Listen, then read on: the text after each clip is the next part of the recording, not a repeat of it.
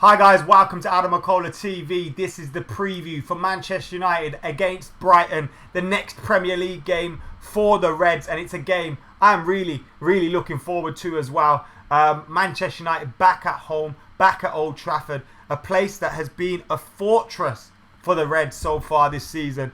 We conceded our first league goal there against Newcastle, but managed to come back and win that game. And now we go into this game against Brighton, I think needing a win, which would give us a chance to close the gap before Manchester City play Huddersfield. I think they got Huddersfield away. And it would allow us a chance to close the gap and maybe put a bit of pressure on them to get a result.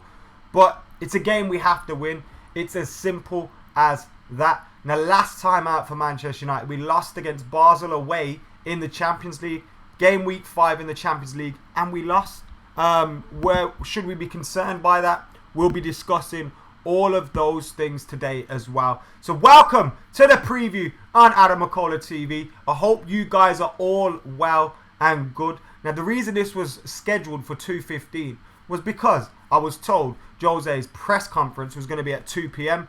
by my TV guide. So I checked MUTV last night. It said the presser is going to be at 2 o'clock. So I thought I'll go live at 2:15, do immediate reaction. I've just seen the presser was at like 12 o'clock. That's not good, was it? So that plan's a little bit out of the window, but I'll still bring you reaction to the press conference. So I'm going to dive into the questions and the comments and all that right now. See who's in the house. Make sure you're hitting that like button if you are watching right now. Even if you're not watching live and you're watching this back later, make sure you're hitting that like button. Kel Banks is in the comments, as is Andy. Strain Hunter, Manchester Fanatics, Ben, Man Like Moments in the house as well, and MMO4 Games. Hope you guys are all doing well and thank you for joining us. Peter says first time he's on this live. He usually watches this later on. So thank you for tuning in, Peter. And now you can get interactive with us and you can get your questions and your comments in and I can read them out for you because you have joined us live. United Lads is in the house. Dean UPC are there as well, as is Hassan. So United against Brighton, as I was saying, last time we did lose against Basel. Now, should we be concerned by that defeat against Basel? The game itself felt like a Europa League group game the way it went. Remember when United used to be in the Europa League, not the one that we won, when we were there under Louis van Gaal, and it felt really bland, really dead as a game. It didn't feel like there was anything on it. In the first half, we dominated. We hit the post twice, or the woodwork twice. We had a few other clear-cut chances. Lukaku should have scored. And we should have been going in at the break 1-2-0 up. Comfortable win. Second half, the performance was dragged down to a level. Basel grew in confidence, and they got a late goal. A little bit of a sucker punch, but they got that goal. And when you consider the whole game as a whole, it wasn't great to watch for Manchester United fans. I was really bored watching that. And I wasn't enthused by anything, particularly in the second half. But then you have to ask yourself, why did we perform like that?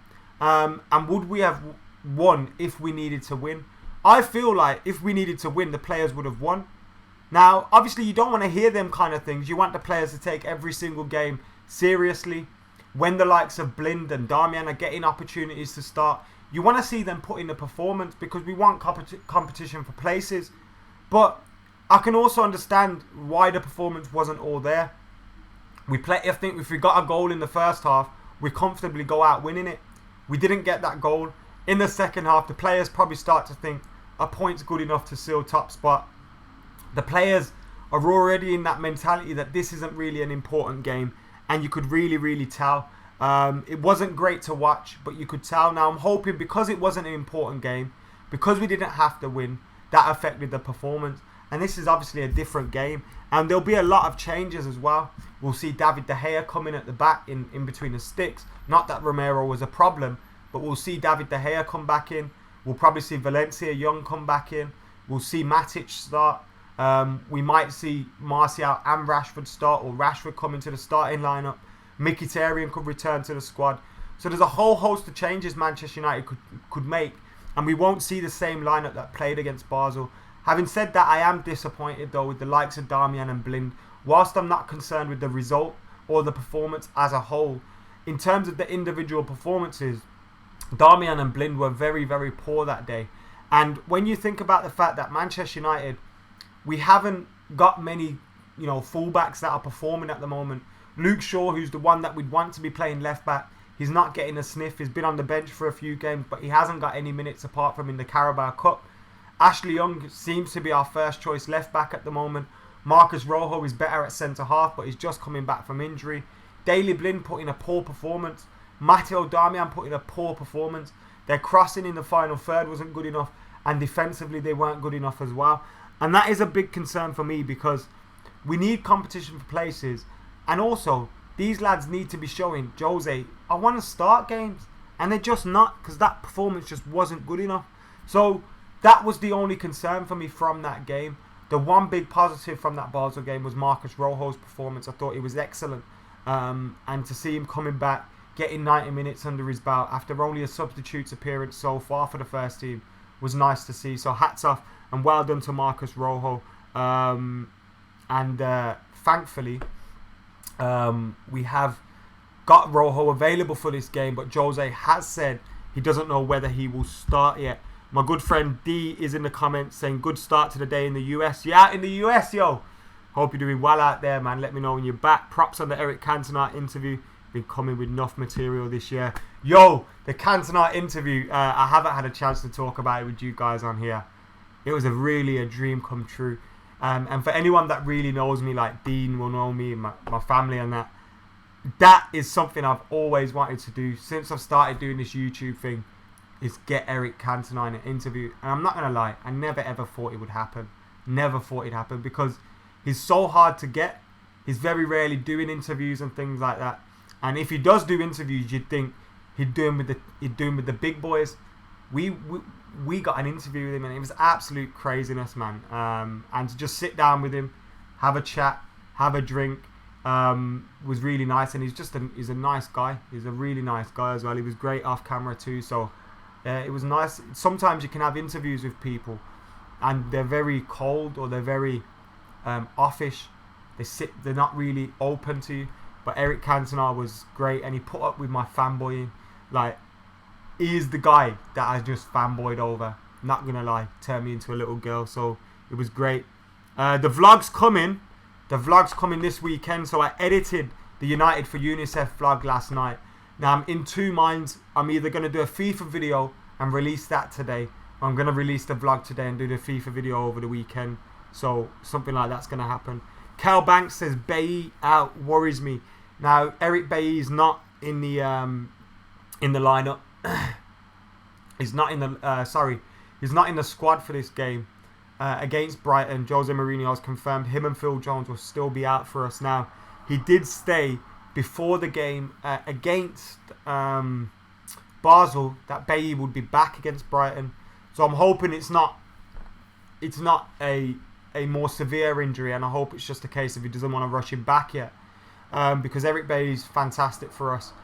Yes, we've got Rojo coming back. I've liked what I've been hearing from Chris Smalling recently, and his performances have improved as well. So we've only really got Rojo, Smalling, Lindelof at the minute. To get Bailly back would be great, so it'd be nice to get him back. I'm doing well, thank you, Moman. How are you doing? Kevin Lowney says Lukaku or Zlatan for this game. Now obviously Zlatan Ibrahimovic could come in and get his first shout out the Cape Town Reds, by the way. Shout out to all the Reds in Cape Town. Hope you guys are doing well. They're having a boys weekend this weekend, and they're probably watching the match on Saturday as well. So whatever you're doing, there's probably going to be a lot of drink involved and all that stuff. Make sure you have a good one. Bailly the new Jones, for fuck's sake, says Mo Wada. Do you think that Rojo and Bailly could be a good partnership and should play together when they are both fit, says Peter? I do think that's our best centre-half partnership, Bailly and Rojo. Eric Bailly is obviously, I think, number one when he's fit. But Smalling's been playing well.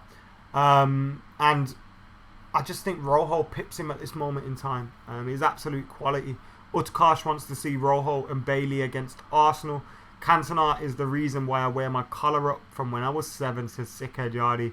Shout out to the Luton Reds. Rojo and Bailly is the only partnership, says Stephen. Quick question. What did you whisper to Mata the other night, says Andy Parker. Um, I thought you guys would have heard it. I just asked, well, I said to Matta, because I spoke to him at the UNICEF event briefly. And Matta, because he's already worked with us before, he knows of us. And he obviously always says hello when he sees us. And I just said to him, if he needs any help with Common Goal in terms of us guys covering it at Full Time Devils or on my channel, then we'd be happy to help, because obviously it's a great cause. It's a charitable cause. And if he needs us to do anything to get it pushed more, not that he'd probably need our help, but we're there for him. So that's all I said to him, really. Joe Lilly, thank you for watching, mate. He's staying off school to watch this. We're having a beer or two. We'll get a photo on Twitter for you. Nice one, Tian. Get me sending that over to me. Get hashtagging it matchday Mac tomorrow during the game and at it to Full Time Devils and AdamMcKola, and I will see it. Big Mac, my guy. Yes, Yusuf. I want Dybala for number 7, says Marzouk. Michael Dakovic says, I'm really what Adam said about our squad prediction for this game before Watford 2 days later. Okay, so you want to know what my team is with Watford in mind, because obviously we have got Watford on Tuesday. So what is the team selection I'm going for now? That's probably why Jose hasn't rushed Eric Bailly back, but this is the 11 that I'm going for.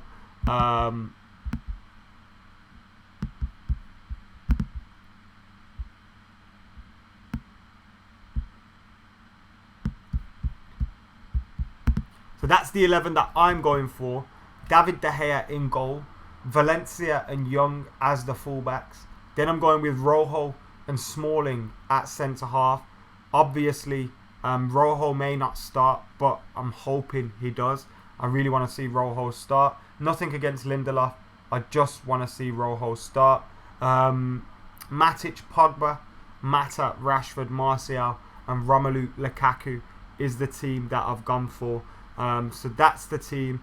De Gea, Valencia, Rojo, Smalling, Young, Matic, Pogba, Mata, Rashford, Martial, and Romelu Lukaku.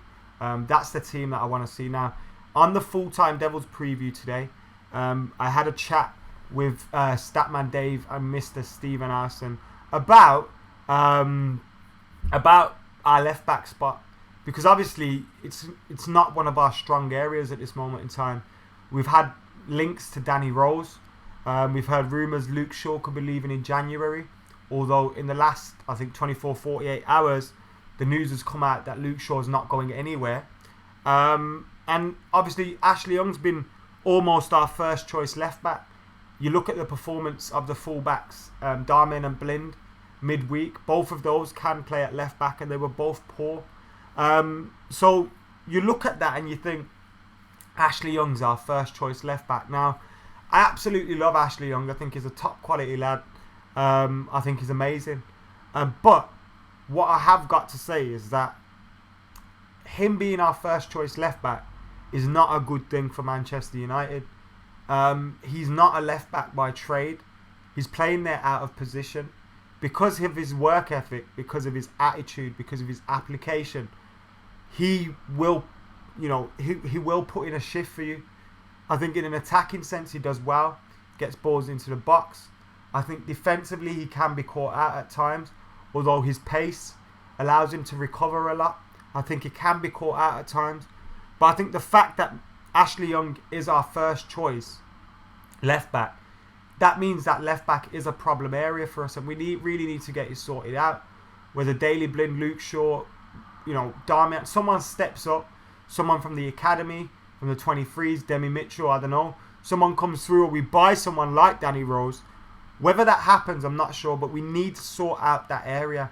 It really does need to be sorted out. Now, I would love if Luke Shaw did it, but Luke Shaw is getting on the bench, he's not getting on the pitch. You look at Rojo, who's just come back from a more severe injury recently, and he's straight in. 90 minutes he played the other day. Luke Shaw isn't getting that now. Obviously, they're different players. They're different recoveries.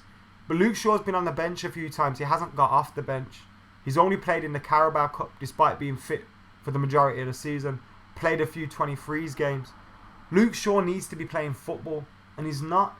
So for United to be keeping a hold of him, and saying he's not going anywhere, but they're not playing him. It's mixed signals. What is going on? So we need to sort that area out, because he has a lot of potential, like Kazuki says, but we do need to sort that area out. We got close to 150 people watching at the minute. Thank you all for getting involved. Make sure you're banging that like button as well. Get hitting that like button. Utkarsh says you could say the same for Delph playing left back for City. Danilo's the better defender. Luke Shaw should leave. Mourinho's not giving him a chance. Says Stack Overflow. Keep Shaw, says Ken Dale. Why can't Jose play Rash and Tony together, says MMO4 Games. Now Jose did mention it in a press conference that tactically, when he plays Rashford and Martial together, it has benefits. Of course it has benefits. They like to occupy some of the similar areas, although they're different kind of players. And they both kind of team up on that left-hand side. And whilst it's a good option to have, I can see Jose going with it in games like Brighton at home, Newcastle at home. I don't think it's something that he'd go with away from home. He's mentioned it a few times in terms of it takes away stuff from us defensively as well. So I can totally understand why Jose wouldn't always play Rashford and Martial together, because, you know, we lose out in some aspects tactically, but we also gain in attacking sense. So, you know, it depends.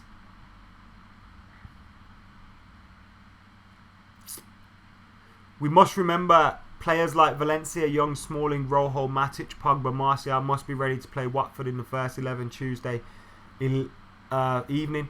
True, mate. So then we could see Rashford start on the right, Rashford on the left, Mkhitaryan on the right. You could see that. Pogba coming off after 60 minutes maybe. Pogba was taken off early doors against Basel as well. Whilst Rojo started against Basel, if we take him out of the starting lineup today, then he can start against Watford. But if we play him against Brighton, then he probably wouldn't start against Watford. So depends which one Jose wants to play Lindelof in. Maybe you'd prefer to see Lindelof play in the home game. But yeah, I do get your point totally. I think Jose Mourinho would have already had his 11 in mind from before the Newcastle game.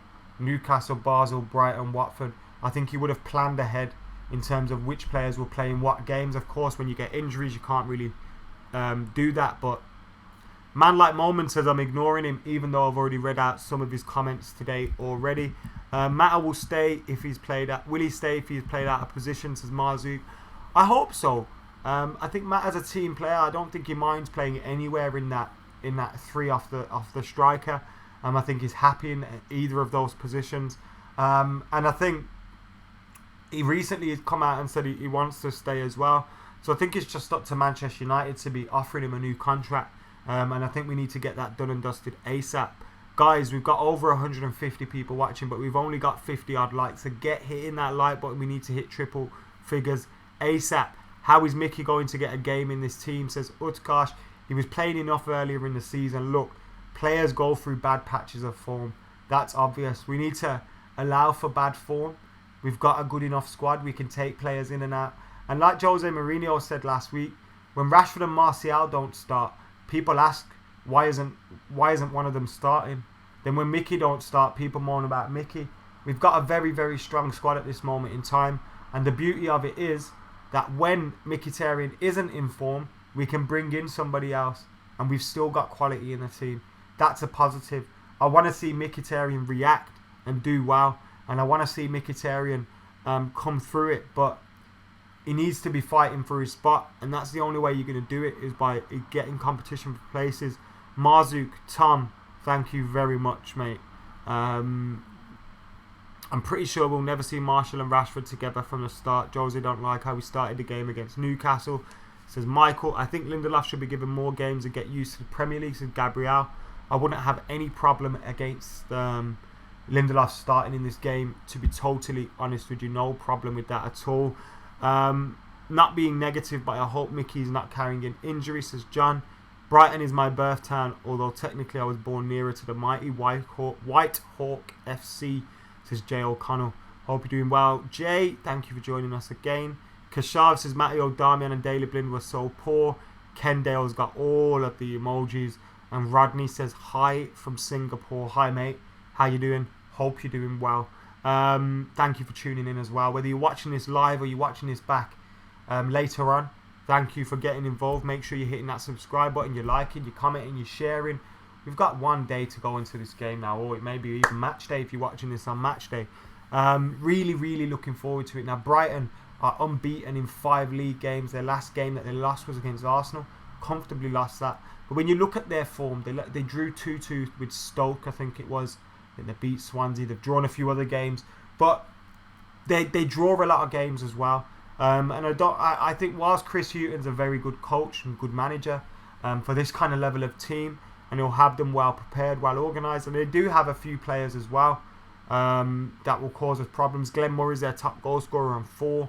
And they've got that other, I think it's that German lad as well, that's Statman Dave loves. But Brighton have got a few players. I like Knockout from Brighton, but he's not been starting as much for them this season as he was last in the Championship. Brighton will cause us problems. Of course, they've got the potential to score goals against us, but it should be another comfortable home win for Manchester United, and that's been a positive from United this season. These games at home that we should be winning, we have been winning. Old Trafford has been a fortress this season. We've conceded once at home. Our goal scoring record at home is absolutely fantastic. And we need to go into this game hitting the ground running yet again. And I think we will, to be totally honest. I'm not going to let that FC Basel result affect my mindset with this game. I don't think Jose Mourinho will either. He come out after the game quite bullish and saying we should have been 2-3-0 up at half time. We weren't. Basel got a goal towards the end. You know, he wasn't too upset. Whilst I was upset not to get 5-5, I really wanted that bastard 5-5. Whilst I was upset about that, I'm not overly upset about the result there. And I think going into this game, we need to get 3 points because we've got a tricky week coming up with 2 away games, Watford and Arsenal. 2 difficult away games. We need to get 3 points going into that. Hopefully we can close the gap on City a bit. Who knows, they could drop points. But we need to win this game. We need to look after ourselves. Win this game, beat Watford, go into that Arsenal game on a good run of 3 wins after the international break. That has to be the target. And it'd be nice if we could get 2-3-0 up early doors so we can take off the likes of Paul Pogba and co. Will Zlatan Ibrahimovic start? I know he's not in my predicted 11. There's that possibility too, although Jose Mourinho doesn't seem keen on rushing him back. Wouldn't be surprised to see him come on for about half an hour in this game. Came on for about 20 minutes in the last one. So there's a lot of things for Jose to consider, but all in all, I'm feeling pretty confident ahead of this game. Farouk's watching from Saudi Arabia. Thank you for getting involved. Jo thinks it's going to be 5 or 6-0. Chris thinks 3-0.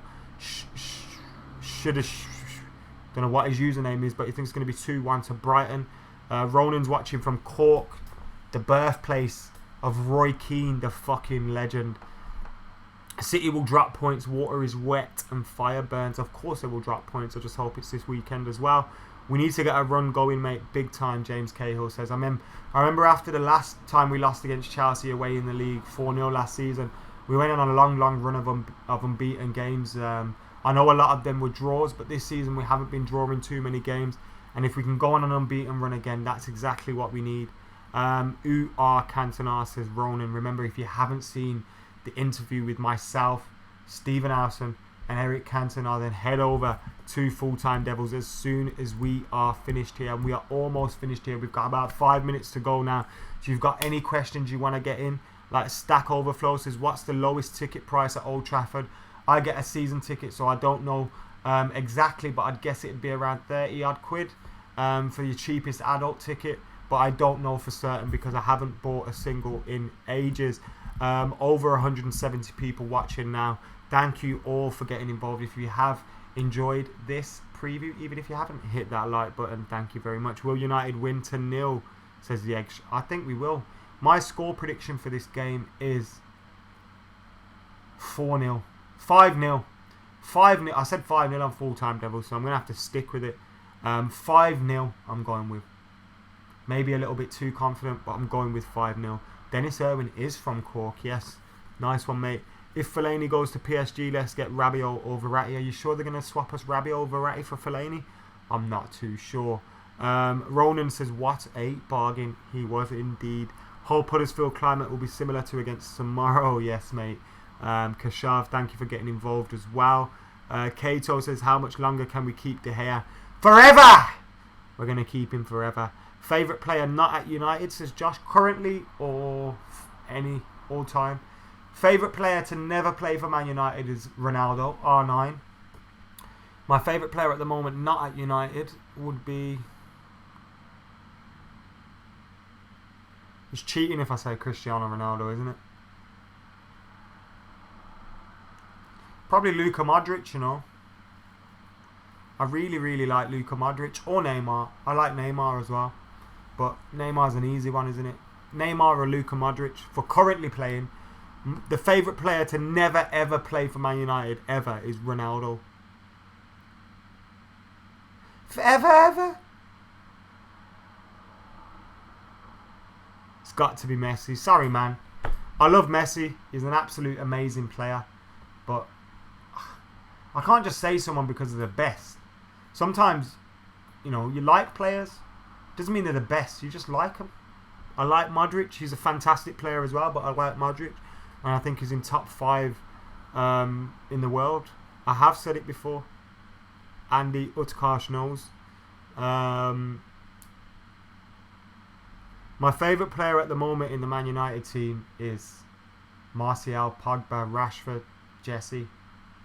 I like them lot. Zlatan's funny as fuck as well. But Martial, maybe. But then I love Herrera and Mata too. Bring back Rooney's right testicle. Yeah, where has he gone these days, Gav? Are you Rooney's right testicle? I've never seen you and him in the same room at the same time ever. Forever, ever. Never. Never seen it.